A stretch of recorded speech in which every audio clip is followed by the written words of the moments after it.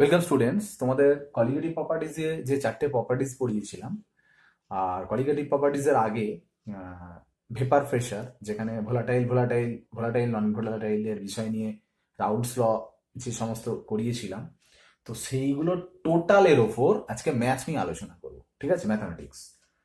তো চারটে colligative properties plus আগের দুটো টপিক, মোট 6টা টপিকের ওপর 6টা ম্যাথ হবে।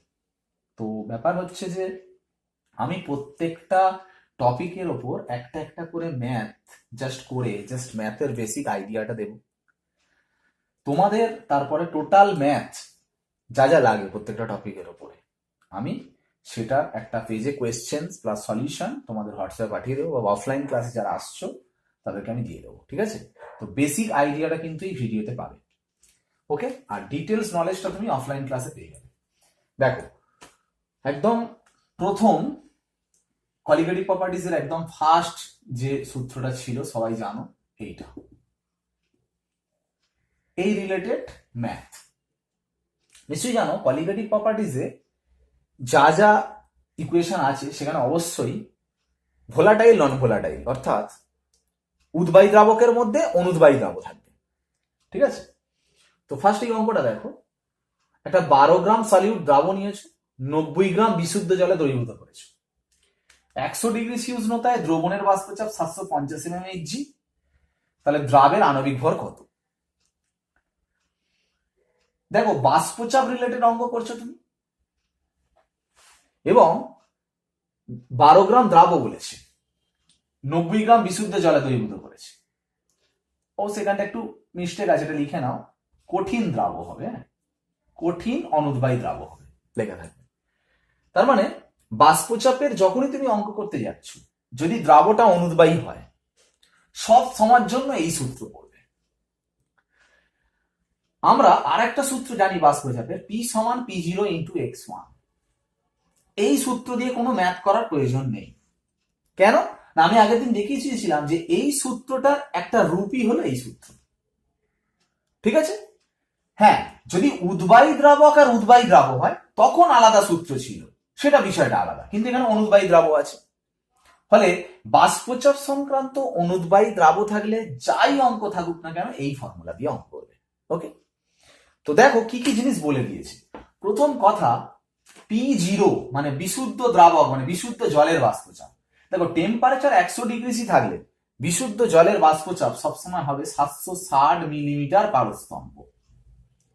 দ্রবণের বাষ্পচাপ বলে দিয়েছে 750 mmHg, মানে দ্রবণের বাষ্পচাপ P সমান বলে দিয়েছে 750 mmHg।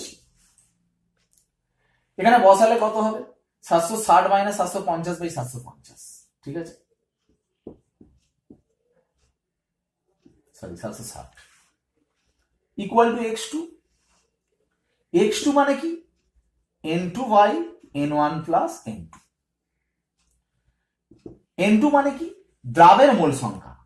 দ্রাবের মোল সংখ্যা কি করে বের করে না, দ্রাবের ভরকে তার আণবিক গুরুত্ব দিয়ে ভাগ করতে হয়।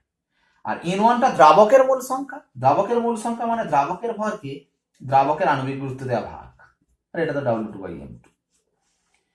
দেখো, এই 12 গ্রাম দ্রাবক বলেছে, দ্রাবর ভরটা W2, মানে W2 তোমাকে বলে দিয়েছে 12। ওকে, 90 গ্রাম বিশুদ্ধ জলে মানে দ্রাবকের ভর বলে দিয়েছে 90, মানে W1 বলে দিয়েছে 90। এবার দ্রাবকটা কি দেখছো? জল। জল মানে H2O, H2 এর আণবিক গুরুত্ব কত? 18, তার মানে M1 বলে দিয়েছে 18। আর বের করতে হবে দ্রাবের আণবিক ভর কত, মানে M2টা তোমাকে বের করতে হবে, জিজ্ঞাসা চিহ্ন। সব দেখো, এইটা জানো, আর এখানের মধ্যে W2 বলে দিয়েছে, W1 M1 W2 সব হয়ে গেছে, M2টা শুধু এই ফর্মুলা থেকে বের করবে। সব মানগুলো বসিয়ে দাও, M2 এখান থেকে বের করো, অ্যান্সার শেষ। ঠিক আছে, যে এটা M2 হবে সেটাই দ্রাবের আণবিক গুরুত্ব। ক্লিয়ার? আমি জাস্ট হিন্টস গুলো দিচ্ছি, তো ম্যাথামেটিক্স গুলো ভালো করে করে আমি তোমাদের পৃষ্ঠা পাঠিয়ে দেবো। ঠিক আছে, ভিডিওতে শুধুমাত্র হিন্টস গুলো দিচ্ছি। দেখো, সেকেন্ড কি রিলেটেড অঙ্ক, দেখো স্ফুটনাঙ্ক, বয়েলিং পয়েন্ট, মানে স্ফুটনাঙ্ক মানে স্ফুটনাঙ্কের উন্নয়ন সংক্রান্ত রাউল্ট সূত্র সঙ্গে সঙ্গে মাথায় আনতে হবে। কি সূত্র? Del TB equal to KB into M. সঙ্গে সঙ্গে বয়েলিং পয়েন্ট রিলেটেড ম্যাথ মানে এটা। ওকে, দেখো কেবি বলে দিয়েছে 0.052, কেবি বলে দিয়েছে 0.052। কি বের করতে হবে? দ্রবণের স্ফুটনাঙ্ক। আর কি বলে দিয়েছে? 0.3 গ্রাম ইউরিয়াকে 50 গ্রাম জলে দ্রবীভূত করা হলো। দেখো এখানে কেবি বলে দিয়েছে, দ্রবণের স্ফুটনাঙ্ক বের করব, কিন্তু আমার এমটা লাগবে, নাহলে ম্যাথটা করবো কিভাবে? এম মানে কি? মোলালিটি। মোলালিটি কি করে বের করে? মোলালিটির ডেফিনেশন কি? 1000 গ্রাম দ্রাবকে কত মোল দ্রাব থাকে। তাহলে এখানটা একটা জিনিস লিখেছো তো, মোলালিটির ডেফিনেশনটা সঙ্গে সঙ্গে মাথায় রাখছো যে 1000 গ্রাম দ্রাবকে কত মোল দ্রাব। তো এখানে দেখো 50 গ্রাম দ্রাবকে 0.3 গ্রাম ইউরিয়া, তাহলে এই ল্যাঙ্গুয়েজটা লেখো 50 গ্রাম দ্রাবকে, দ্রাবকে মানে জলে, ইউরিয়া মানে দ্রাব কত 0.3 গ্রাম। তাহলে বের করো 1000 গ্রাম দ্রাবকে কত ইউরিয়া থাকবে, 0.3/50 ইন্টু 1000 গ্রাম। দেখো 1000 গ্রাম দ্রাবকে কত মোল ইউরিয়া, সেটা হচ্ছে মোলালিটি, তোমরা জানো। তাহলে গ্রামটাকে মোল করবো কি করে? আণবিক গুরুত্ব দেওয়া ভাগ। আণবিক গুরুত্ব কার আণবিক গুরুত্ব? ইউরিয়ার মোল বের করছো, ইউরিয়ার আণবিক গুরুত্ব দেওয়া ভাগ। ইউরিয়ার ফর্মুলা কি? ইউরিয়ার ফর্মুলা হচ্ছে CONH2 কার্বনের 12, অক্সিজেনের 16, নাইট্রোজেনের 14 ইন্টু 2, হাইড্রোজেনের 1 ইন্টু 4, 20, 26, 27, 28, 56, 4 60, 60। মানে এটাকে জাস্ট 60 দেওয়া ভাগ করবে, 0.3 ইন্টু 1000/50 ইন্টু 60 করলে হয়ে যাবে মোল।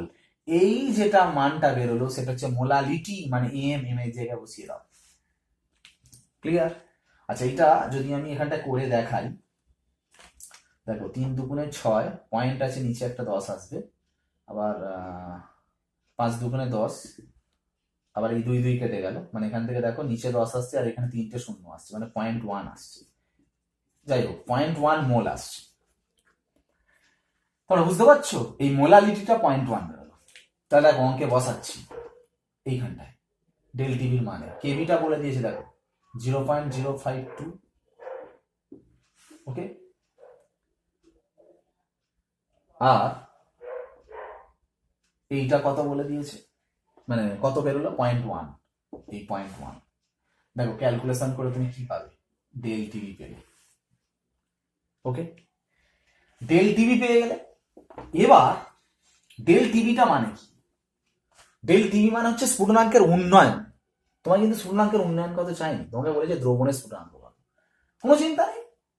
ডেল টিভি মানে স্ফুটনাঙ্কের উন্নয়ন। স্ফুটনাঙ্কের উন্নয়ন মানে কি? দ্রাবকের সাপেক্ষে দ্রবণের কতটা বেশি। তার মানে দ্রবণের, তার মানে কি বলতো? ডেল টিভি মানে কি? দ্রবণের স্ফুটনাঙ্ক মাইনাস দ্রাবকের স্ফুটনাঙ্ক, তাই তো ডেল টিভি মানে। আর এই ডেল টিভির মানটাই তোমার এটা বেরোলো, ব্যাস। এখান থেকে দ্রবণের স্ফুটনাঙ্ক বের করতে পারবে না, কারণ দ্রাবকের স্ফুটনাঙ্ক তো জানো। দ্রাবকের স্ফুটনাঙ্ক কত? দ্রাবক এখানে তো জল, জলের স্ফুটনাঙ্ক কত হয়? 100 ডিগ্রি সি, কেলভিনে করলে 100 প্লাস 273, এখানটা বসিয়ে দাও। আর বুঝতে পারছো, ডেল টিভি সমানই তো এইটা বসালে, আর দ্রাবকের স্ফুটনাঙ্কের জায়গায় তুমি এই মানটা বসিয়ে দাও, তাহলে এখান থেকে দ্রবণের স্ফুটনাঙ্ক পেয়ে গেলে। অ্যান্সার 6। ক্লিয়ার? থার্ড, প্রত্যেকটা অঙ্কের অ্যান্সার অবশ্যই মেলাবে, ঠিক আছে? আমি করে তো দেবো সলিউশন গুলো, নিজে হাতে করে মেলাবে, কারণ আমি এখানে ভিডিওতে জাস্ট হিন্টস গুলো দিচ্ছি, ডাইরেক্ট অ্যান্সার পর্যন্ত কিন্তু আমি নিয়ে যাচ্ছি না। থার্ড অঙ্ক দেখো, কি রিলেটেড অঙ্ক দিয়েছে না, হিমাঙ্ক রিলেটেড অঙ্ক দিয়েছে। ব্যাস, হিমাঙ্ক রিলেটেড অঙ্ক দেওয়া মানেই তোমার ফর্মুলা হচ্ছে del TF equal to KF into M, এই ফর্মুলা ছিল। দেখো কেএফ বলে দিয়েছে, আর কি বলে দিয়েছে? 226 গ্রাম বেনজিনে এত গ্রাম সেলিনিয়াম মানে এসি হলেন দ্রবীভূত করলে হিমাঙ্ক 5 ডিগ্রি সি থেকে 4.888 ডিগ্রি সিতে হ্রাস পায়। এন এর মান কত? সেলিনিয়ামের পারমাণবিক গুরুত্ব এত। খেয়াল করে দেখো, কেএফ তো বলে দিয়েছি। এখানে যেমন দেখো স্ফুটনাঙ্কের উন্নয়ন বের করলে, লাস্টে স্ফুটনাঙ্ক বের করলে, এইখানে দেখো হিমাঙ্কের অবনমন বলে দিয়েছে। দেখো হিমাঙ্ক 5 ডিগ্রি সি থেকে এত ডিগ্রি সিতে হ্রাস পেয়েছে, এত ডিগ্রি সিতে হ্রাস পেয়েছে, তাই তো? হিমাঙ্ক 5 ডিগ্রি সি থেকে 4.888 ডিগ্রি সিতে হ্রাস পেয়েছে। তাহলে হিমাঙ্কের অবনমন কতটা বলো? 5 মাইনাস 4.888 মানে হচ্ছে 0.122 এত ডিগ্রি সি। এই জায়গাটা ভালো করে খেয়াল করো, অঙ্ক করার সময় সবাই ভুল করে এই জায়গাটা। হিমাঙ্কের অবনমন ডেলটি এফ সমান সবাই এটা বের করে 0.122 সঙ্গে 273 যোগ করে কেলভিনে অ্যান্সার হয়। এটা পুরো অঙ্ক জিরো হয়ে গেল। তার কারণ স্ফুটনাঙ্কের উন্নয়ন বলো বা হিমাঙ্কের অবনমন বলো, ডিগ্রি সিতে যা অ্যান্সার কেলভিনেও তাই অ্যান্সার, 273 যোগ করার দরকার নেই। কি বলে কেন? ডিগ্রি সি থেকে তো কেলভিনে নিয়ে যেতে গেলে 273 যোগ করতে হয়। অ্যাকচুয়াল ব্যাপার হচ্ছে আমরা অঙ্কটা কিন্তু এইভাবে করাটাই ভুল। তোমার হিমাঙ্ক বলেছে 5 ডিগ্রি সি, মানে কেলভিনে হিমাঙ্ক কত বলো তো? 5 প্লাস 273। কমে কত হয়েছে? 4.888। কেলভিনে করলে কত হবে? 4.88 প্লাস 273। এবার দেখো তো দুটোকে বিয়োগ করো দেখি। করলে দেখো 273 কেটে যাচ্ছে, করলে দেখো সেই 0.1122 কেলভিন আসছে। মানে আমরা ডিগ্রি সিতে ডিফারেন্স বের করে লাস্টে 273 যোগ করবো না, ডিগ্রি সি গুলো প্রত্যেকটা ডিগ্রি সি থেকে কেলভিনে নিয়ে যাব, গিয়ে বিয়োগ করবো, করলে দেখো একই অ্যান্সার বেরোবে। অর্থাৎ ডিগ্রি সিতে যা হিমাঙ্কের অবনমন হবে বা স্ফুটনাঙ্কের উন্নয়ন হবে কেলভিনেও কিন্তু সেম হবে, কারণ ডিফারেন্সটা কোনোদিন ইউনিট চেঞ্জে ভ্যালু চেঞ্জ হয় না, কারণ দুটোতেই তো সমানভাবে চেঞ্জ হয়ে যাচ্ছে। বোঝা গেল কথাটা? এইভাবে কিন্তু ক্যালকুলেশন করতে হবে। অর্থাৎ কেলভিনে কিন্তু ডেলটি এফ এটা 0.122, তার মানে ডেলটি এফ বেরিয়ে গেল 0.122। কে এফ কত বেরিয়েছে? কে এফ বলে দিয়েছে অ্যান্সার 4.9। এম বসাবো, মোলালিটি বের করবো কি করে? এটা এখানে আছে দেখো, 226 গ্রাম বেঞ্জিনে 3.26 গ্রাম দ্রাব আছে। তাহলে লেখো 226 গ্রাম দ্রাবকে দ্রাব আছে কত? 3.26 গ্রাম। 1000 গ্রামে কত আছে? 3.26 বাই 226 ইন্টু 1000 গ্রাম। কিন্তু গ্রামে করলে হবে না, মোলে নিয়ে যেতে হবে, কারণ আমার লাগবে মোলালিটি, কত মোল আছে। মোলালিটি মোলে নিয়ে যেতে গেলে আণবিক গুরুত্ব দেওয়া ভাগ। আণবিক গুরুত্ব মানে কার আণবিক গুরুত্ব? এসি whole N, selenium whole N এর আণবিক গুরুত্ব। কিন্তু দেখো এখানে সেলিনিয়ামের পারমাণবিক গুরুত্ব বলেছে 78.8, মানে এসির শুধু এসি হোল এন এর আণবিক গুরুত্ব কত হয় বলতো? 8.8 ইন্টু এন। আমার শুধু সেলিনিয়ামের পারমাণবিক গুরুত্ব বলেছে হচ্ছে 8.8, কিন্তু সেলিনিয়াম হোল এন এই পলিমারটার আণবিক গুরুত্ব কত? 8.8 ইন্টু এন। তার মানে এইটা যে ভাগ হবে 3.26 ইন্টু 1000 বাই 226 ছিল, 226 ইন্টু 78.8 এন। এই যেটা বেরোলো এটা হচ্ছে মোলালিটি, এখানটা সেটা বসিয়ে দেবো এইখানটায়, এই মোলালিটির জায়গায় কত বসাবো? 3.26 ইন্টু 1000 বাই 226 ইন্টু 78.8 এন। খেয়াল করে দেখো তো এই সমীকরণ থেকে এন বের করতে পারবে না? কি সবকটা মান ক্যালকুলেশন করে এন বের করবে। দেখো এখান থেকে এন বের করলে এন এর মান আসবে 8, এটা অ্যান্সার হয়ে যাবে। ক্লিয়ার? 3টে অঙ্ক হয়ে গেল। নেক্সট 4 নম্বর অঙ্ক। 37 ডিগ্রি সি উষ্ণতায় 2 লিটার জলে কত গ্রাম গ্লুকোজ দ্রবীভূত করলে তা রক্তের সঙ্গে আইসোটনিক হবে? আইসোটনিক মানে জানো তো? অভিস্রবণ চাপ সমান। রক্তের সঙ্গে আইসোটনিক মানে রক্তের সঙ্গে এই গ্লুকোজ দ্রবণের অভিস্রবণ চাপ সমান হবে। তার মানে এখানে পাই রক্ত মানে রক্তের অভিস্রবণ চাপ বলে দিয়েছে, তার মানে রক্তের অভিস্রবণ চাপ যেটা হবে সেটাই কিন্তু গ্লুকোজের অভিস্রবণ চাপ। তার মানে পাই গ্লুকোজও কিন্তু তার মানে বলে দিয়েছে, কারণ আইসোটনিক। তার মানে পাই গ্লুকোজ কত? 7.65 atm। ক্লিয়ার? এবার এই যে বলে দিল, নিশ্চয়ই বুঝতে পারছো অভিস্রবণ চাপ থেকে অঙ্ক। অভিস্রবণ চাপ থেকে অঙ্ক মানে একটাই ইকুয়েশন, পাই সমান সিআরটি ফর্মুলা। দেখো অঙ্কে এখানে দেখো সবসময় অ্যাটমসফিয়ারে তুমি কিন্তু অঙ্ক করছো, অভিস্রবণ চাপ অসমোটিক প্রেসারটা অ্যাটমসফিয়ারে দিয়েছে, তার মানে অবশ্যই 8টা লিটার অ্যাটমসফিয়ার ইউনিটে বসাতে হবে আর এর মান। আর এর ভ্যালু লিটার অ্যাটমসফিয়ার ইউনিটে ভালো করে মনে রাখবে 0.082 litre atmosphere mole inverse kelvin inverse. এই আর এর ভ্যালুটা মনে রাখবে।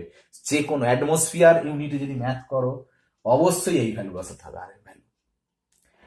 তবে আমি বলবো সবসময় অ্যাটমসফিয়ার প্রসেসিং করবে। আর যদি অন্য ইউনিটে অসমোটিক প্রেসার দিয়ে থাকে তুমি অ্যাটমসফিয়ারে নিয়ে চলে যাবে। তার জন্য একটা জিনিস মনে রাখবে, এইটা ফর্মুলাটা, 1 অ্যাটমসফিয়ার মানে হচ্ছে 76 mmHg, মানেই হচ্ছে 760, মানে 760, সরি এটা সেমি এইচজি হবে, মানে 1 atm মানেই হচ্ছে 76 সেমি এইচজি, মানেই হচ্ছে 760 mmHg, মানেই হচ্ছে 760 টর, মানেই হচ্ছে 1.01325 বার। এইটা মনে রাখলে কি হবে, যদি তোমাকে কোনোদিন mmHg তে ম্যাথ দেয়, তো 760 mmHg মানে 1 অ্যাটমসফিয়ার, সেখান থেকে তুমি অ্যাটমসফিয়ারে ট্রান্সফার করে নেবে, নিয়ে অ্যাটমসফিয়ারে ম্যাথ করবে। কারণ তুমি আর এর ভ্যালুটা সবসময় এইটাই বসাবে, লিটার অ্যাটমসফিয়ার পদ্ধতিতেই বসাবে। ঠিক আছে, যাই হোক।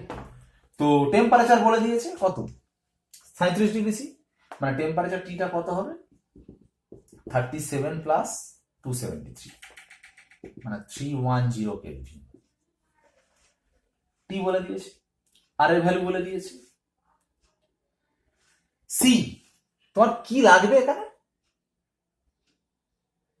কি লাগবে, কত গ্রাম গ্লুকোজ দ্রবীভূত করলে। কিন্তু সি মানে কি, সি মানে মোলার গারত্ব। তোমায় কিন্তু মোলার গারত্ব চাইনি, তোমাকে বলেছে 2 লিটার জলে কত গ্রাম গ্লুকোজ দ্রবীভূত করলে তার রক্তের সঙ্গে আইসোটোনিক হবে। তো তুমি এটাই ধরে নাও না, কত গ্রাম গ্লুকোজটা আমি ধরি ডব্লিউ গ্রাম গ্লুকোজ দ্রবীভূত করা হচ্ছে, ধরে নি ডব্লিউ গ্রাম গ্লুকোজ, মানে তার মানে এই যে 2 লিটার জলে কত গ্রাম গ্লুকোজ, আমি ধরে নিচ্ছি 2 লিটার জলে ডব্লিউ গ্রাম গ্লুকোজ। সি কি করে বের করবো, সি এর সংজ্ঞা কি, মোলারিটির সংজ্ঞা, 1000 ml দ্রবণে কত মোল দ্রাব, 1000 ml মানে 1 লিটার, মানে 1 লিটার দ্রবণে কত মোল দ্রাব, তো এটা 2 লিটার আছে, তাহলে 1 লিটারে কত হবে, 1 লিটারে কি হবে, আচ্ছা 2 লিটার জলে কত গ্রাম গ্লুকোজ বলেছে, তাহলে 1 লিটার জলে, আচ্ছা এইখানটা একটা অঙ্কের ক্ষেত্রে মিস্টেক আছে, যদি অঙ্কের ক্ষেত্রে না মিস্টেক থাকে বিষয়টা তাহলে অন্যভাবে অঙ্কটা হবে। এইখানটা যেটা বিষয়টা হবে 2 লিটার দ্রবণে, অঙ্কটা একটু চেঞ্জ করে নাও, 2 লিটার দ্রবণে মানে জলীয় দ্রবণে আর কি। দেখো যেমন আমি ডব্লিউ গ্রাম ধরেছি, তাহলে সি মানে কি, সি মানে হচ্ছে 1000 ml দ্রবণে কত মোল দ্রাব থাকে, মানে 1 লিটার দ্রবণে কত মোল দ্রাব থাকে। এখানে কি লেখা আছে, 2 লিটার দ্রবণে দ্রাব আছে ডব্লিউ গ্রাম, তাই তো ধরে নিয়েছো 2 লিটার জলীয় দ্রবণে কত গ্রাম গ্লুকোজটা তোমরা ডব্লিউ গ্রাম ধরে নিয়েছো, মানে 2 লিটার দ্রবণে দ্রাব আছে ডব্লিউ গ্রাম। তাহলে 1 লিটার দ্রবণে দ্রাব কত আছে, W/2 গ্রাম। তাহলে 1 লিটার দ্রবণে কত মোল দ্রাব আছে, W/2 কত দ্রাব ভাগ হবে, আণবিক গুরুত্ব দিয়ে, কার আণবিক গুরুত্ব, দ্রাবের আণবিক গুরুত্ব, দ্রাব এখানে কে, গ্লুকোজের আণবিক গুরুত্ব বের করে 180 হবে, দেখো 180 দিয়ে ভাগ হলো, এটা মোল বেরোলো। এইটা হচ্ছে সি, এই সিটা এখানটা বসাও, পাই মান এটা বসাও, আর এর মান বসাও, টি এর মান বসাও, তো সি এর মান যখন এটা বসাচ্ছে এখানে তো ডব্লিউটা থেকেই যাচ্ছে, তো এই সমীকরণটা তুমি যদি সলভ করলে ডব্লিউর মান পাবে না, সেটাই অ্যান্সার। আচ্ছা দেখো তো দেখি এখানটা কেন আমি কোশ্চেনটা চেঞ্জ করলাম, কোশ্চেনটা আগে লেখা ছিল জলে, কিন্তু মোলারিটির সংজ্ঞা হচ্ছে দ্রবণে, আর জল মানে তো দ্রাবকে, তাহলে দ্রাবক থেকে দ্রবণে নিয়ে যাওয়া মানে আবার সেই বিয়োগ করে করতে হবে, বুঝতে পারলে। তো অঙ্কটা করা যাবে অবশ্যই, তাহলে অন্য টপিক চলে যাবে, ঠিক আছে, আমি সিম্পলেস্ট করার জন্য ব্যাপারটা চেঞ্জ করে দিলাম আর কি। ওকে, যাই হোক, এই হচ্ছে ম্যাথ।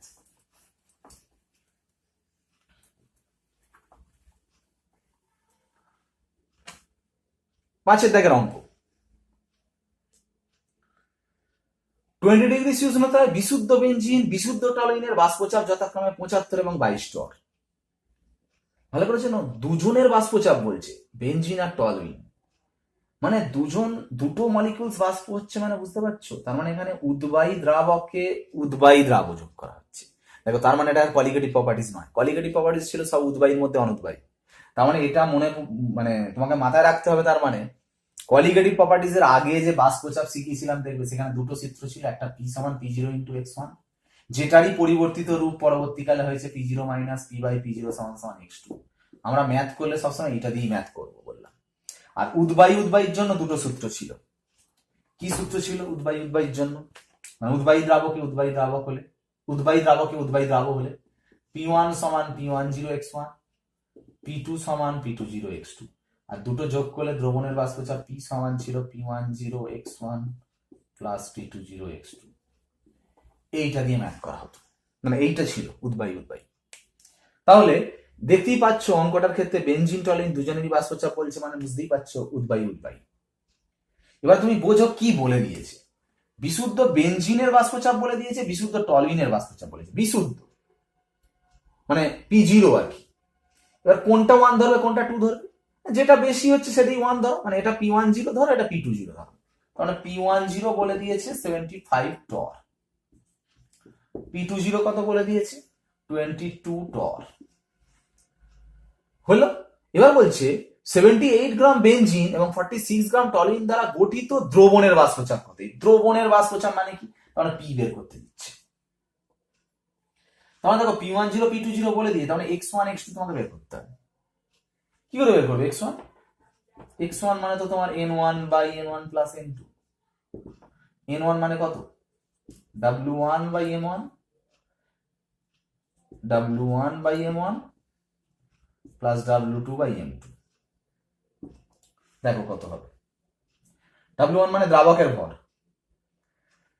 দ্রাবক মানে এখানে কোনটা ধরেছো? ওয়ানটা তুমি কি ধরে নিচ্ছ বলো? এতক্ষণ বেঞ্জিন ধরছো, কিন্তু ওয়ানটা, তার মানে ওয়ানটা থেকে তোমাকে বেঞ্জিন ভাবতে হবে আর টুটা টলুইন ভাববে। আচ্ছা, বেঞ্জিনের ভর কত বলে দিয়েছে? দেখো 78 গ্রাম বেঞ্জিন, তাহলে ডাব্লিউ ওয়ানটা 78। বেঞ্জিনের আণবিক গুরুত্ব, বেঞ্জিনের ফর্মুলা কি? C6H6, কার্বনের 12 ইন্টু 6, হাইড্রোজেনের 1 ইন্টু 6 করলে দেখো সেই 78ই আসবে, মানে 78/78। তার মানে এখানেও 78/78 হলো, প্লাস W2/M2। 2 মানে টলুইন, টলুইনের ফর্মুলা কি? টলুইনের ফর্মুলা হচ্ছে C6H5CH3। ধরো এখানটা দেখাচ্ছি।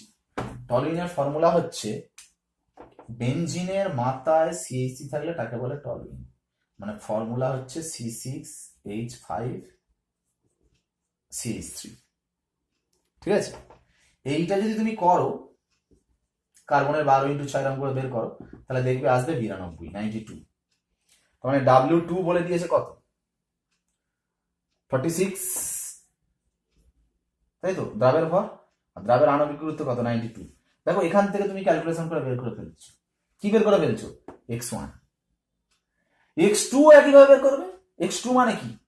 n2/n1 প্লাস n2, এই একইভাবে করবে, করে এখানে বসালেই দেখো কি পেয়ে যাবে। আর কি বের করতে দিয়েছে? দ্রবণের মধ্যে বেঞ্জিনের বাষ্পচাপ। আচ্ছা, এটা দ্রবণের বাষ্পচাপটা পি, দ্রবণের মধ্যে বেঞ্জিনের বাষ্পচাপ মানে কোনটা বলো? আমি বিশুদ্ধ বেঞ্জিনের বাষ্পচাপ বলছি, দ্রবণের মধ্যে বেঞ্জিনের বাষ্পচাপ মানে পি ওয়ানটা। আর দ্রবণের মধ্যে টলুইনের বাষ্পচাপ কোনটা বলতো? পি টুটা। তার মানে লাস্টেরটা দেখো, দ্রবণের মধ্যে বেঞ্জিনের বাষ্পচাপ যেটা বের করতে বলছি, তার মানে এইটা বের করতে হবে। তার মানে এই ফর্মুলা তখন আবার ইউজ করবে। তখন P10 কোনটা বসাবে? এই 75 টর বসাবে, আর x1 এর মান যেটা বের হলো ওটা বসালে অত টর অ্যান্সার। একদম সিম্পল। ওকে, লাস্ট, এটা একটা রিলেশন ভিত্তিক অঙ্ক। বেঞ্জিন টলুইন দ্বারা গঠিত দ্রবণের বাষ্পচাপের একটা সমীকরণ বলে দিয়েছে। সমীকরণটা কি? P সমান 179x2 প্লাস 92 ব্র্যাকেটে mmH বলে দিয়ে বলছে x2 টা হচ্ছে বেঞ্জিনের মোল ভগ্নাংশ, মানে x2 টা তার মানে বেঞ্জিন বোঝাতে চাইছে, বেঞ্জিনের মোল ভগ্নাংশ। বিশুদ্ধ বেঞ্জিন আর বিশুদ্ধ টলুইনের বাষ্পচাপ কত? দেখো সমীকরণ অঙ্ক কিভাবে করবে ভালো করে শোনো। একটা রিলেশন যেখানে দিয়েছে সেখানে দেখো সবই সংখ্যা দিয়ে, শুধু x2 টা একটা রাশিমালা দিয়েছে। যে কোনো মোল ভগ্নাংশ আমি আগে বলেছি জিরো থেকে একের মধ্যে হবে। তো এক্স টুটা একবার জিরো বসাও, এক্স টুটা একবার এক বসাও। এক্স টু যদি তুমি জিরো বসাও, দেখো অ্যান্সার পি কত আসছে বলতো, 92 mmHg। আর এক্স টুটা যদি তুমি এক বসাও, তাহলে পি এর অ্যান্সার কত বেরোচ্ছে বলতো, 179 প্লাস 92। এবার খেয়াল করো, এক্স টু জিরো মানে কি, এক্স টু জিরো মানে এক্স টুটা তো বেনজিন, তার মানে বেনজিন জিরো মানে শুধু টলুইন পড়ে আছে, মানে টলুইনের বাষ্পচাপ এটা বেরোবে। আর এক্স টু এক মানে কি, এক্স টু এক মানে তার মানে এক্স টুটা কি বেনজিন, তো তার মানে শুধু বেনজিন আছে, টলুইন নেই, তাহলে বেনজিনের বাষ্পচাপ হচ্ছে এটা। বোঝা গেল? তাহলে বিশুদ্ধ বেনজিন বিশুদ্ধ টলুইন বাষ্পচাপ পড়ে গেল, পেয়ে গেলে। মানে এক্স টুটা একবার জিরো বসাবে, একবার এক বসাবে। ক্লিয়ার? এক্স টু জিরো মানে কি, এক্স টু তো বেনজিনের মোল ভগ্নাংশ, তাহলে বেনজিনের মোল ভগ্নাংশ জিরো মানে কি, তার মানে বেনজিন নেই, তার শুধু টলুইন আছে, তার মানে এটা টলুইনের বাষ্পচাপ। আর এক্স টু এক বসানো মানে কি, তখন এক্স ওয়ান জিরো, তার মানে তখন টলুইন নেই, সেটা হচ্ছে বেনজিনের বাষ্পচাপ। এটা দুটো বাষ্পচাপ পেয়ে গেলে। এই হচ্ছে টোটাল বিষয়। ওকে, বাই।